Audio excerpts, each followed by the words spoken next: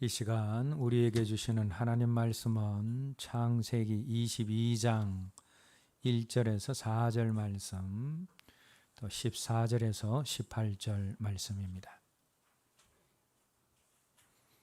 한 목소리로 함께 읽겠습니다. 그 일 후에 하나님이 아브라함을 시험하시려고 그를 부르시되 아브라함아 하시니 그가 이르되 내가 여기 있나이다. 여호와께서 이르시되 내 아들 내 사랑하는 독자 이삭을 데리고 모리아 땅으로 가서 내가 내게 일러준 한 산 거기서 그를 번제로 드리라. 아브라함이 아침에 일찍이 일어나 나귀의 안장을 지우고 두 종과 그의 아들 이삭을 데리고 번제에 쓸 나무를 쪼개어 가지고 떠나 하나님이 자기에게 일러주신 곳으로 가더니 제3일에 아브라함이 눈을 들어 그곳을 멀리 바라본지라. 14절에서 18절 말씀. 아브라함이 그 땅 이름을 여호와 이레라 하였으므로 오늘날까지 사람들이 이르기를 여호와의 산에서 준비되리라 하더라. 여호와의 사자가 하늘에서부터 두 번째 아브라함을 불러 이르시되 여호와께서 이르시기를 내가 나를 가르쳐 맹세하노니 내가 이같이 행하여 내 아들 내 독자도 아끼지 아니하였은즉 내가 내게 큰 복을 주고 내 씨가 크게 번성하여 하늘의 별과 같고 바닷가의 모래와 같게 하리니 내 씨가 그적 대적의 성문을 차지하리라. 또 내 씨로 말미암아 천하 만민이 복을 받으리니 이는 내가 나의 말을 준행하였음이니라 하셨다 하니라. 아멘. 여러분, 하나님을 사랑하는 것이 무엇입니까? 어떻게 하는 것이 하나님 사랑하는 것입니까? 이런 질문을 하면 각자 나름대로 대답을 하겠죠. 어떤 사람은 내 마음을 온전히 하나님께 드리는 것, 그게 하나님 사랑하는 겁니다. 그렇게 대답하는 사람이 있을 것이고, 또 내가 하나님이 원하시는 사람이 되는 것, 그거 하나님 사랑하는 것 아니겠습니까? 그렇게 말하는 사람들이 있을 것이고, 또 하나님을 늘 찬양하는 삶, 그게 하나님을 사랑하는 것 아니겠습니까? 그렇게 대답하는 사람도 있을 것이고, 무엇보다도 하나님 사랑하는 것은 하나님을 첫 자리에 모시는 것, 그 하나님 사랑하는 겁니다. 그렇게 대답하는 그런 사람들도 있습니다. 그런데 이런 대답들을 가만히 듣고 보면 다 그럴듯하고 다 맞는 말인데도 불구하고 뭔가 좀 추상적이고 행동으로 옮기기에는 구체성이 좀 떨어지는 그런 대답입니다. 더구나 많은 사람들이 하나님 사랑하는 것이 뭐냐, 지금 당신이 하나님 사랑하느냐 그렇게 물으면 가만히 자기 감정을 점검을 합니다. 내가 요즘 하나님이 좀 이렇게 멀리 느껴지는데 나는 지금 하나님을 최고로 사랑하는 상태가 아닌가 보다. 그래서 나는 하나님을 지금 온전히 안 하는 것 같습니다. 자기 감정에 의해서. 또 어떤 때는 내가 하나님이 참 나랑 가까이 계시는 것처럼 느껴지고, 또 내 마음이 하나님과 참 가까이 있는 것처럼 느껴질 때, 그때 질문을 받게 되어지면 내가 하나님 사랑합니다, 그렇게 자신 있게 대답을 합니다. 이것은 뭡니까? 감정과 내가 하나님 사랑하는 것을 연결시키는 거다라는 거죠. 그런데 성경을 보게 되어지면 하나님 사랑하는 것이 무엇인지 분명하게 성경이 말씀하고 있습니다. 요한복음 14장 15절에서 우리 주님이 하나님 사랑하는 것이 뭐냐? 요한복음 14장 15절 말씀 한번 찾겠습니다.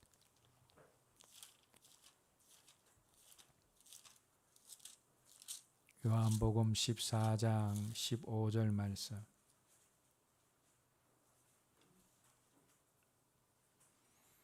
함께 읽겠습니다. 너희가 나를 사랑하면 나의 계명을 지키리라. 사랑하면 주님의 계명을 지킨다. 거꾸로 뭡니까? 주님의 계명을 지키면, 말씀을 순종하면 그게 나를 사랑하는 것이다 라는 거죠. 그래서 성경은 하나님 사랑하는 것을 말씀하실 때 우리 감정과 연결시켜서 이야기하는 것이 아니라, 뭐 추상적이고 모호한 것들을 이야기하는 것이 아니라 분명하게 하나님 말씀에 순종하는 것, 하나님 말씀을 지키는 것, 그게 하나님 사랑하는 것이다 라고 말씀하고 있습니다. 요한일서 2장 5절 말씀 한 구절 더 찾겠습니다. 요한일서 2장 5절 말씀.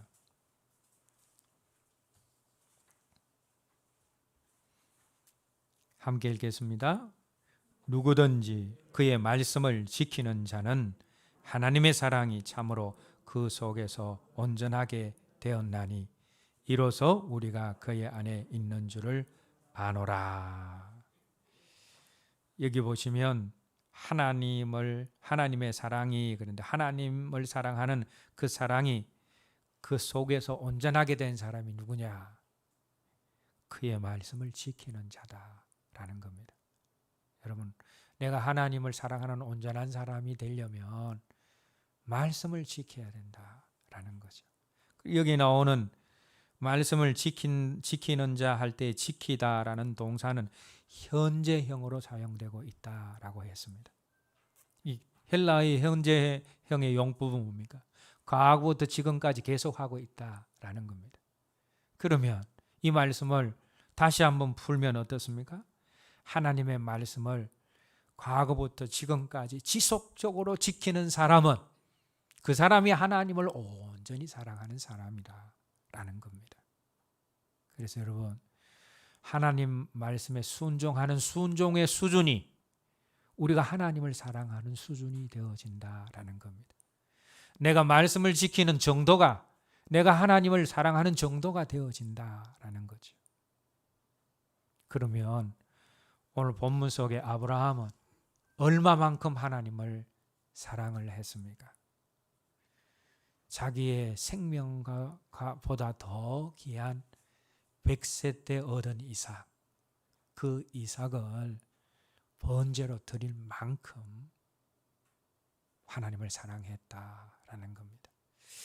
여러분, 이걸 번제로 드린다라는 것을 그냥 번제로 드린다라는 걸로 잊지 말고 여러분들이 정말 그 상황 속에 있다라고 생각을 한번 해보시기 바랍니다. 번제로 드리는 것이 무엇입니까? 먼저 죽여서 각을 떱니다. 자, 여러분들 이 장남 다 있지요. 장남 한번 생각을 해보십시오. 하나님이 그 장남을 번제로 바치라 합니다. 그리고 하나님 앞에 데려와서 이제 각을 뜨고 번제를 드려야 되는데, 여러분, 이게 쉬운 일이 아니다라는 거죠. 아브라함에게 하나님께서 명령하신 이 명령이 쉬운 명령이 아니다. 그럼에도 불구하고 아브라함이 그 명령에 순종했다. 그만큼 아브라함이 하나님을 사랑했다라는 겁니다. 내 순종의 정도가 내가 하나님을 사랑하는 그 사랑의 정도가 되어지는 겁니다. 이만큼 하나님을 사랑하는 아브라함에게 하나님께서 여러 가지 복을 허락해 주셨습니다. 첫 번째 복은 무엇입니까? 본문 14절 말씀에 나오는 여호와 이레의 복입니다. 하나님이 이삭 대신 번제로 드릴 양을 미리 준비해 놓으셨습니다. 그런데 이삭 대신 번제로 드릴 양만 준비해 놓은 것이 아니라 아브라함의 삶 속에 하나님이 여호와 이레가 되시어서 그 모든 필요를 채워주시는 복을 허락해 주셨다라는 겁니다. 자, 오늘 본문 창세기 22장이 끝나는 부분에 뭐가 나옵니까? 20절에서 24절 말씀에 보면 갑자기 나홀의 후예가 나오지 않습니까? 그죠? 제목이 나홀의 후예 이래가지고 나홀의 족보를 쭉 이야기를 하고 있는데, 그런데 여러분 갑자기 아브라함이 이삭을 드리는 이야기를 하다가 갑자기 나홀의 족보가 왜 나옵니까? 다른 것이 아니라 하나님이 이삭의 아내를 준비하셨다라는 겁니다. 그죠? 이게 보시면 23절 말씀에 보시면 밀가의 소생이며 부두엘은 리브가를 낳았고, 이건 다른 것이 아니라 하나님께서 여호와 이레로 아브라함과 이제 함께 하신다라는 것을 구체적으로 보여주는 말씀이다라는 겁니다. 이삭의 아내가 필요하지 않겠습니까? 그런데 하나님께서 여호와 이레로 준비하셨다라는 겁니다. 그 뒤에 있는 말씀도 계속해서 뭡니까? 아브라함의 필요를 하나님이 채우시는 여호와 이레의 그 축복들이 계속해서 기록되어지고 있는 겁니다. 하나님을 사랑하는 표현으로 하나뿐인 자식 이삭을 드린 아브라함에게 하나님께서 여호와 이레, 하나님이 미리 준비해 주셔서 필요를 채우시는 여호와 이레의 축복을 주셨다라는 겁니다. 뿐만 아니라 오늘 본문 17절 말씀을 보시면 내 씨가 크게 번성하여 그랬습니다. 번성케 되는 축복을 허락해 주셨고, 또 17절 마지막 부분에 보면 내 씨가 그 대적의 성문을 차지하리라 그랬습니다. 그리고 18절에서는 내 씨로 말미암아 천하 만민이 복을 받으리니 그랬습니다. 자, 이것은 표면적으로는 내 씨가 그 대적의 성문을 차지하리라라는 것은 표면적으로는 무엇이라고 그랬습니까? 아브라함의 후손들이 가나안 대적의 문을 점령을 해서 가나안을 차지할 것이다 라는 것들을 나타내 주는 거죠. 가나안을 얻게 되어지는 그런 축복입니다. 그런데 그건 일반적인 그런 축복이고, 여기에 더 깊은 영적인 축복이 있다라는 겁니다. 그게 뭡니까? 아브라함의 씨 가운데서 누가 나게 되어집니까? 예수 그리스도가 나타나게 되어집니다. 그래서 여러분 여기를 보시면 내 씨들이라고 하지 않고 뭡니까? 내 씨가 이렇게 단수로 표현을 하고 있습니다. 누구를 상징하기 때문에? 예수 그리스도를 상징하기 때문에 그렇다는 거죠.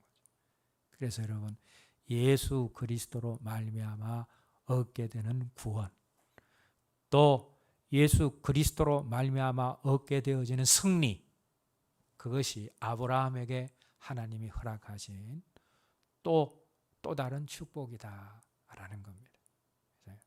하나님께서 하나밖에 없는 이삭을 하나님 앞에 드림으로 하나님께 대한 사랑을 표현한 아브라함에게 여호와 이레의 축복을 주셨고, 또 번성케 하는 축복을 주셨고, 구원과 승리의 축복을 주셨다라는 겁니다. 자, 그런데 아브라함이 이렇게 이삭을 드릴 수 있었던 그 비결이 뭐냐? 아브라함이 이렇게 탁월한 그런 순종의 사람이 될 수 있었던 그 비결이 뭐냐? 첫 번째는 순종의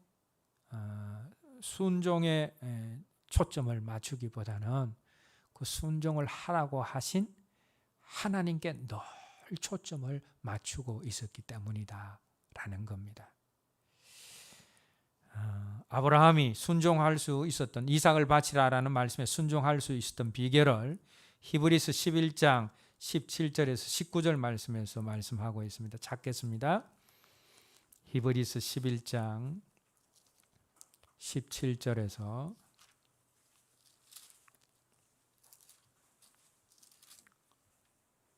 19절 말씀 함께 읽겠습니다. 아브라함은 시험을 받을 때에 믿음으로 이삭을 드렸으니 그는 약속들을 받은 자로 돼 그 외아들을 드렸느니라. 그에게 이미 말씀하시기를 내 자손이라 칭할 자는 이삭으로 말미암으리라 하셨으니 그가 하나님이 능히 이삭을 죽은 자 가운데서 다시 살리실 줄로 생각한지라. 비유컨대 그를 죽은 자 가운데서 도로 받은 것이니라. 여러분, 이 말씀에서 발견하게 되어지는 아브라함이 이삭을 드릴 수 있었던 이유, 그 비결이 무엇입니까? 아브라함이 이삭을 드릴 때 하나님을 생각했다는 거예요. 하나님께 초점을 맞추었다는 거예요. 어떤 하나님 앞에? 죽은 자도 살리시는 하나님. 그리고 이삭을 통해서 그 바다의 모래알같이 후손이 번성게 되리라 라고 약속하신 그 신실하신 하나님을 바라보고 그 하나님의 초점을 맞추었습니다. 여러분, 그 하나님의 초점을 맞추지 않으면 이 하나님의 말씀, 독자를 바쳐라라는 이 말씀은 도저히 순종할 수가 없는 말씀입니다. 순종하라라는 그 순종에 초점을 맞추면 아브라함이 순종할 수 없습니다. 그런데 그 순종하라고 하신 하나님께 초점을 맞추니까 드릴 수 있는 믿음이 생겨나는 겁니다. 왜? 하나님은 전능하신 하나님이고 죽은 자도 다시 살리시는 하나님이고 약속하신 것은 반드시 이루시는 신실하신 하나님이시다. 이거 생각하니까 이삭을 드릴 수가 있더라라는 겁니다.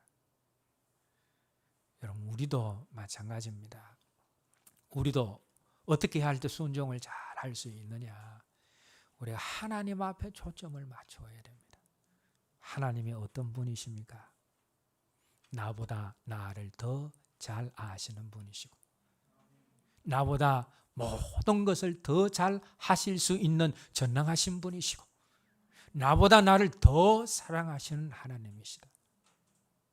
그럼 이게 지식이 아니라 실제가 되어져 있는 사람. 그럼 아브라함이 하나님은 전능하신 하나님이고 죽은 자도 다시 살릴 수 있다라는 그 사실을 머리로만 알았다면 실천 못했습니다. 그 하나님께 대한 알미 아브라함에게 실제가 되어 있었다라는 겁니다. 하나님에 대한 알미 지식에만 머물러 있었던 것이 아니라 실제가 되어 있었기 때문에 이삭을 드릴 수가 있었다라는 겁니다. 우리도 마찬가지입니다. 나보다 나를 더 잘 아시고 나보다 모든 일을 더 잘 하시고 나보다 나를 더 사랑하시는 하나님이시다. 이게 머리로만 알고 있는 것이 아니라 내 안에서 실제가 되어져 있으면 우리가 어떤 하나님의 말씀이라도 순종할 수가 있다라는 겁니다. 지식에만 머물기 때문에 우리가 행동으로 나오지 않고 순종으로 나오지 않는다라는 거죠.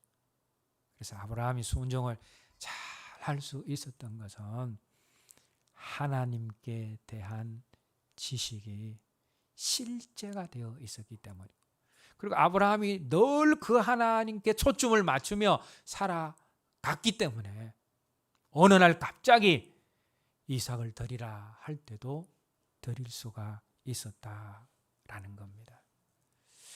여러분, 순종뿐 아니라 우리의 모든 신앙 행위를 탁월하게 지속적으로 더 잘 하려면 그 신앙 행위에 초점을 맞추는 것이 아니라 하나님께 초점을 맞춰야 된다라는 겁니다.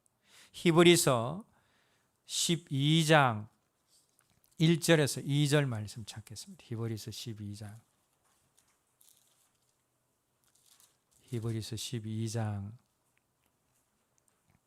1절에서 2절 말씀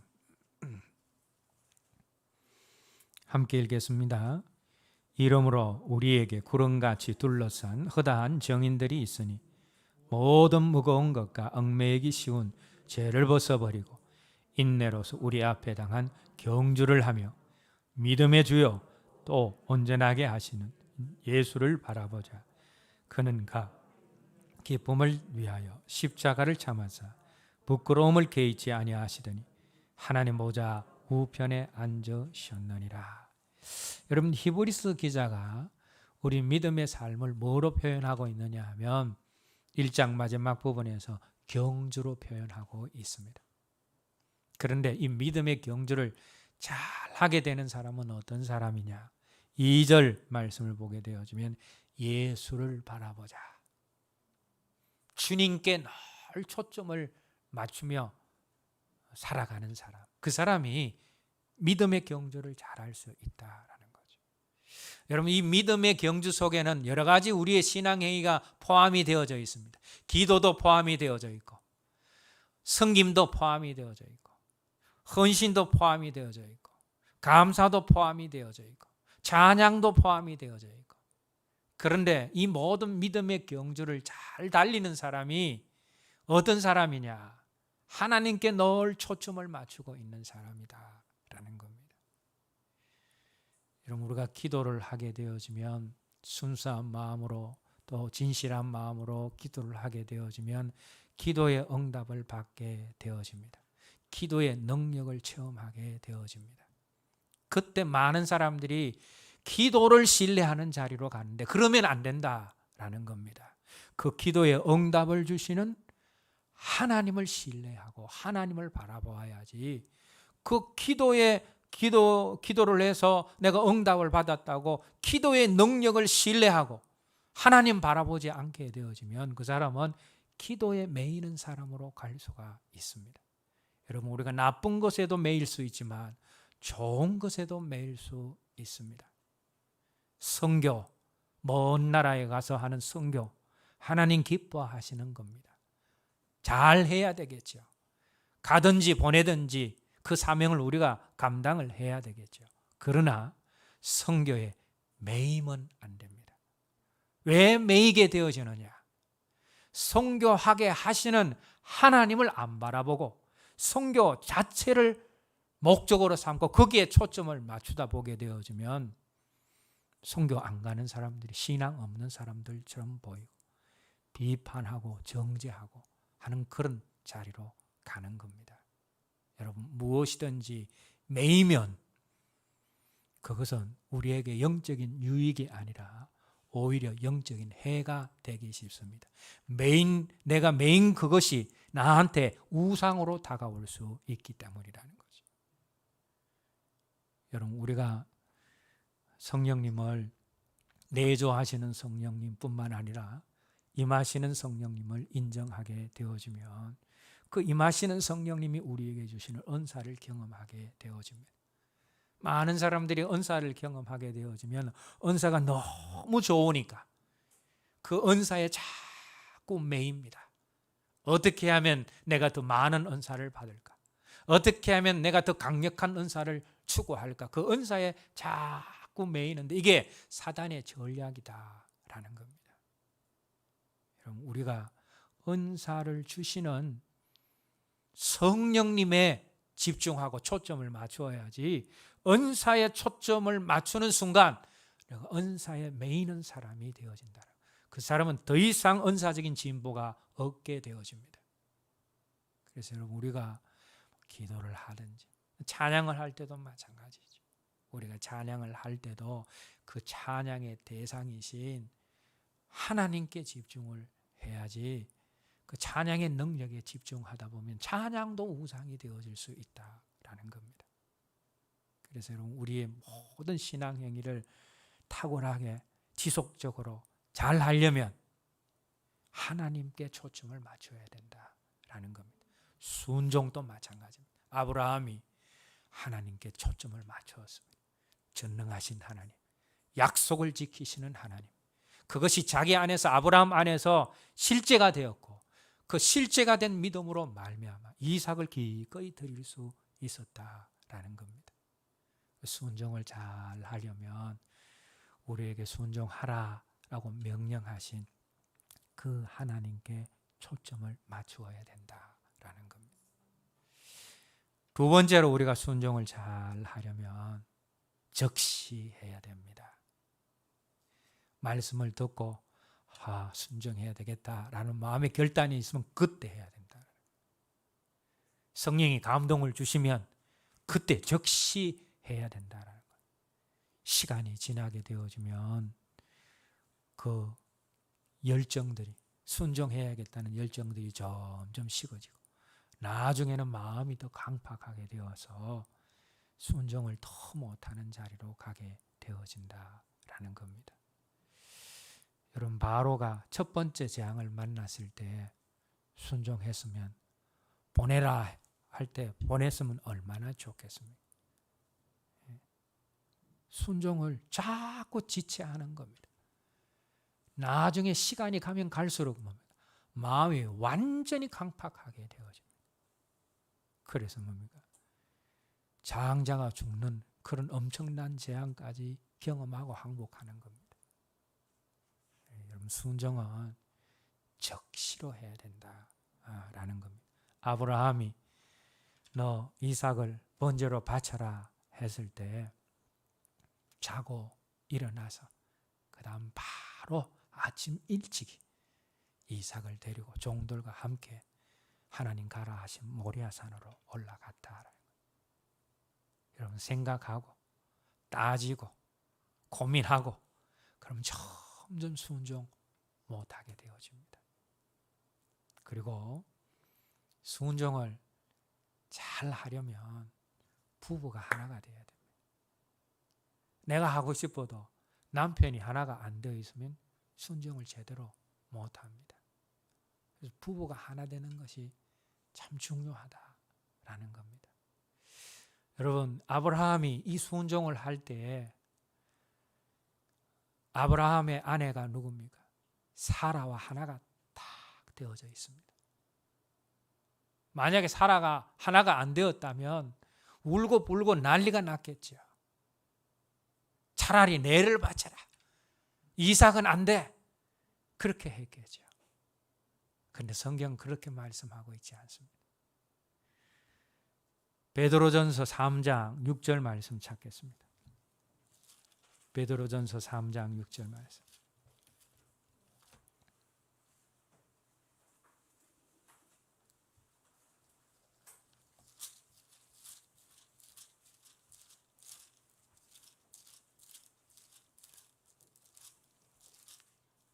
베드로전서 3장 6절 말씀 함께 읽겠습니다. 사라가 아브라함을 주라 칭하여 순종한 것 같이 너희는 선을 행하고 아무 두려운 일에도 놀라지 아니하면 그의 딸이 된 것이라. 여기 보시면 사라의 딸, 사라의 후손들이 누구냐? 어떤 사람입니까? 아무 두려운 일에도 놀라지 않는 사람. 그게 사라를 닮은 사람이다라는 거예요. 여러분, 살아가다가 여러분들이 놀라는 일이 수시로 일어나잖아요. 그러면 사라의 딸이 된 것이 아니다. 어떤 두려운 일들이 들릴지라도 흔들리지 않는 사람, 그 사람이 사라다. 자, 그러면 사라의 인생 가운데서 사라가 들었던 가장 두려운 일, 흉한 소식 무엇이겠습니까? 이삭을 번제로 바쳐야 된다.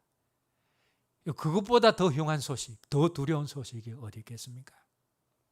그런데 그때 사라가 아니요 안 했습니다. 여기 보시면 사라가 아브라함을 주라 칭하여 순종한 것 같이. 아브라함, 당신은 나의 주십니다. 당신이 하자는 대로 나는 따르겠습니다. 그러면서 이삭을 바치라 하는 그 엄청난 두려운 소식이 들렸음에도 불구하고 마음이 흔들리지 않고 같이 하나가 되어서 이삭을 바칠 수가 있었다라는 겁니다. 여러분, 큰 순종, 부부가 하나 되어질 때 할 수가 있는 겁니다. 아나니아와 삽비라처럼 나쁜 일에 하나 되면 안 돼요. 브리스길라와 아굴라처럼 좋은 일에 하나가 되어야 돼요. 또 아브라함과 사라처럼 하나님의 명령에 기꺼이 순종하는 그 일에 하나 되는 자리로 가야 된다는 거죠. 그래서 부부가 하나 되어질 때 우리가 다 잘 순종하는 자리로 갈 수 있다. 즉시 이야기하다가 그런 말씀을 드렸습니다. 그죠? 즉시 순종하는 것이 잘 순종할 수 있다라는 것도 시편 기자가 알았기 때문에 시편 119편 60절 말씀에서 내가 주의 계명을 지키는데 신속히 하고 지체치 아니함이니이다. 여러분, 지체하면 머뭇머뭇거리면 순종하기 힘이 듭니다. 말씀을 들었고 마음에 찔림이 오고 감동이 오면 빨리 하십시오. 그것이 순종 잘하는 비결입니다. 자, 그리고 우리가 순종을 할 때 우리의 순종이 온전한 순종이 되어야 됩니다. 어떤 순종이 온전한 순종이냐? 내가 말씀을 가려서 이 말씀은 순종하고 저 말씀은 순종 안 하고, 그건 뭡니까? 부분적인 순종이지 온전한 순종이 아니다라는 겁니다. 내 마음에 합당한 말만 이렇게 그 말만 지키려고 한다면 그것은 내 욕심이 작동한 가능성이 큰 것이지 그게 순전한 순종이 아니다라는 것이죠. 어떤 사람은 다른 말씀은 다 지켜놓고 자기 마음에 딱 드는 말씀, 그 말씀은 죽도록 순종을 하려고 합니다. 그건 자기 욕심이지 그건 순종이 아니다라는 것이죠. 이런 아브라함의 삶을 이래 보게 되어지면 순종의 연속이었습니다. 그죠? 처음 뭡니까? 갈대아 우르를 떠나는 것부터 그 울타리 되는 모든 것들을 제거를 해버리는 거잖아요. 본토와 친척 아비 집을 떠나는 거. 그죠? 그 당시에 치안이 잘 발달되어져 있는 것도 아니고, 그죠? 조금만 밖에 나가면 울타리를 벗어나면 위험한 그런 상황입니다. 근데 하나님이 어디 가라 말씀도 안 하시고 그냥 가라 하신 겁니다. 그때부터 아브라함의 순종 훈련이 시작이 된 겁니다.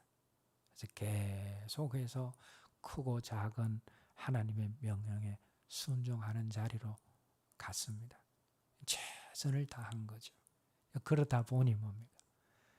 이삭까지 번제로 드리라는 그 말씀에도 순종할 수 있는 자리로 갔다라는 겁니다.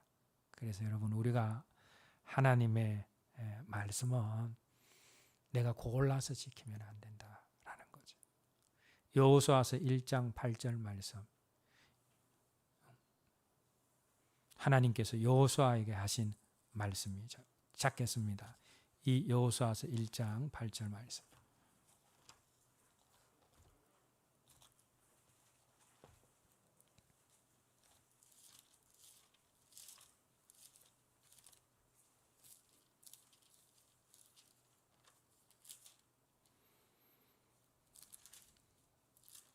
함께 읽겠습니다. 이 율법책을 내 입에서 떠나지 말게 하여 주야로 그것을 묵상하여 그 안에 기록된 대로 다 지켜 행하라. 그리하면 내 길이 평탄하게 될 것이며 내가 형통하리라.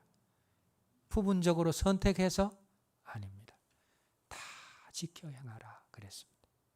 마태복음 28장 10절 말씀에서 우리 주님이 제자들에게도 하신 말씀이 마찬가지입니다. 내가 너희에게 분부한 모든 것을 가르쳐 지키게 하라. 모든 것을 가르쳐 지키게 하라라는 거죠.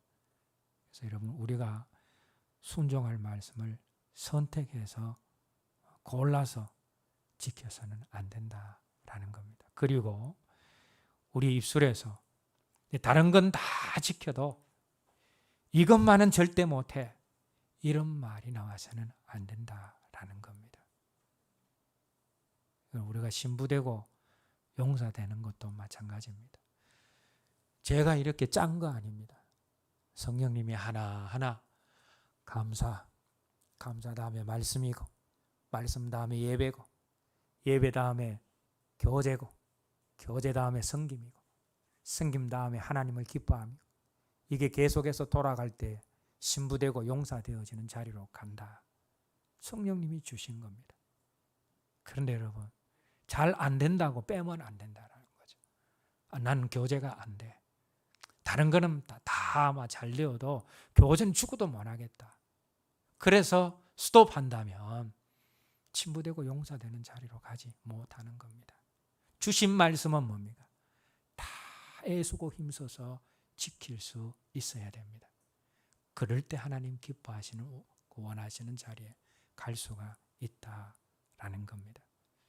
우리가 성경 속에 부분적으로 순종한 사람을 하나님이 불순종한 자다라고 말씀하신 내용이 나옵니다.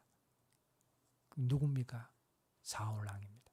하나님이 아말렉 후손들 다 진멸하라라고 했습니다. 남녀노소 불문하고 어린아이까지라도 짐승까지라도 다 진멸하라 하셨습니다. 그런데 사울이 자기 생각을 가지고 남겨놓았죠. 아각도 살려놓고, 아각 살려놓고 또 다른 사람들도 살려놓았겠죠. 또 짐승도 살찐 거, 좋은 거 살려놓았습니다. 거의 다 죽였어요. 거의 다 진멸했습니다. 조금 남겨놓았습니다. 그런데 하나님은 불순종했다라고 말씀하는 거죠. 그래서 부분적인 순종은 순종이 아니라 불순종이 되어진다라는 겁니다. 그래서 여러분, 우리가 하나님의 말씀은 온전히 순종하는 자리로 우리가 갈 수 있어야 됩니다. 그런데 여러분, 하나님 말씀을 온전히 순종해야 한다라고 이런 말을 하게 되어지면, 어떻게 다 그 순종하노? 못하겠다. 그러면서 아예 포기하는 사람들이 있는데, 그러면 안 됩니다.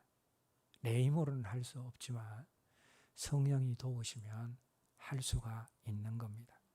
여러분, 우리가 일반적인 하나님의 말씀, 로고스의 말씀은 다 지키는 자리로 가야 됩니다. 그러나 특별히 이 아브라함에게 주신 말씀은 레마의 말씀이죠. 아브라함 그 사람에게 주신 말씀이니까. 그런 말씀들은 아무에게나 주는 것 아닙니다. 감당할 만하기 때문에 주는 것이다라는 거예요. 그럼 창세기 22장을 읽으면서 사람들이 벌벌 두려워 떠는 사람이 있습니다. 혹시 내보고 우리 장난 바치라 하지 않을까? 그런 걱정 안 해도 됩니다. 하나님은 사람들에게 사람을 시험하실 때 그 수준에 맞게 테스트하시고 시험을 하시는 겁니다. 그래서 여러분, 하기도 전에 어이구 어떻게 다 모든 말씀을 지키고 사나 포기하지 마시기 바랍니다. 우리가 그리고 하나님은 우리의 모든 것을 다 보시고 아시는 분이십니다. 그래서 여러분, 내가 힘쓰고 애썼는데 못 지키는 말씀과 또 내가 욕심을 가지고 부분적으로 순종하는 거 하나님 다 아십니다. 만약에 사울이 자기의 최선을 다했습니다. 욕심 없이, 그죠?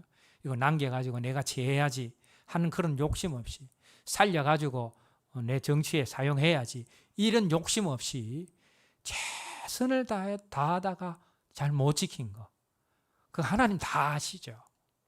그러나 욕심 때문에 안 지킨 거, 그 하나님 다 아신다라는 것이죠. 그래서 여러분, 우리가 완벽하게 하나님의 말씀에 다 순종할 수 없을지라도, 그러나 우리가 무슨 마음은 있어야 되느냐 하면 최선을 다해서 애를 써서 모든 말씀에 순종해야 되겠다라는 그 마음은 있어야 된다라는 겁니다. 그래서 하나님 말씀은 우리가 모든 말씀을 다 지켜야 된다라는 것이죠. 그 다음에 하나님 말씀은 순종하는 것은 다른 사람이 아니라 내가 해야 된다라는 겁니다. 그죠? 말씀을 들으면서 야, 이 말씀은 진짜 누가 들어야 되는데 오늘 안 왔네. 야, 이 말씀은 진짜 누가 순종해야 되는데 순종할는지 모르겠네. 이건 잘못된 생각이다 라는 겁니다.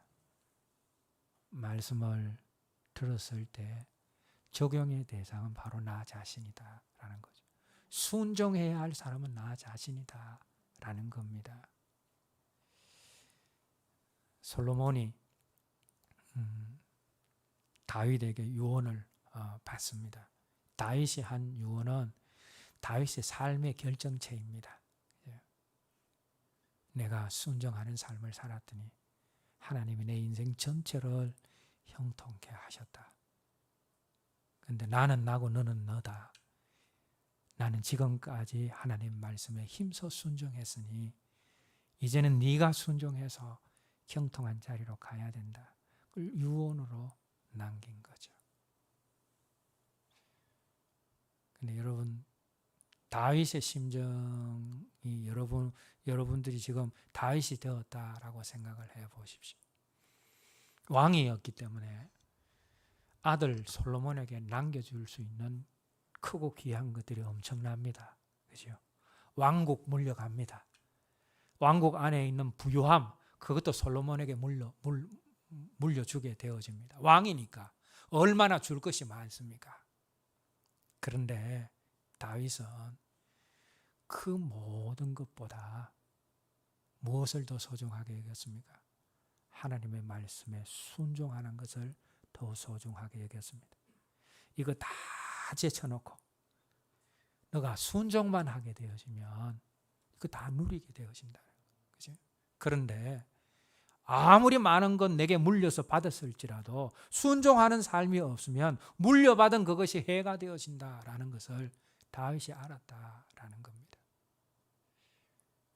여러분, 우리가 마지막 때 우리 자녀들에게 유언으로 남길 수 있는 말씀이 다윗의 말씀이 되었으면 좋겠습니다. 그렇게 되려면 내가 일평생 뭡니까? 하나님의 말씀에 순종하는 삶을 살고 그것으로 인해서 형통케 되어지는 그런 경험들이 내 삶 속에 줄줄이 있어야지 그게 실제가 되는 말씀이 되지 않겠습니까? 저와 여러분들 모두가 다윗처럼 말씀에 순종해서 일평생 살아가다가 우리 자녀들에게 이제는 너희들이 그렇게 해야 된다 하면서 바톤 타치를 할 수 있는 그런 사람들이 다 되었으면 합니다. 예. 이제 오늘 들은 말씀 생각을 하면서 함께 기도하겠습니다. 하나님 아버지, 하나님을 사랑하는 것은 다른 어떤 것이 아니라 하나님의 말씀에 순종하는 것임을 알게 하여 주시니 감사합니다.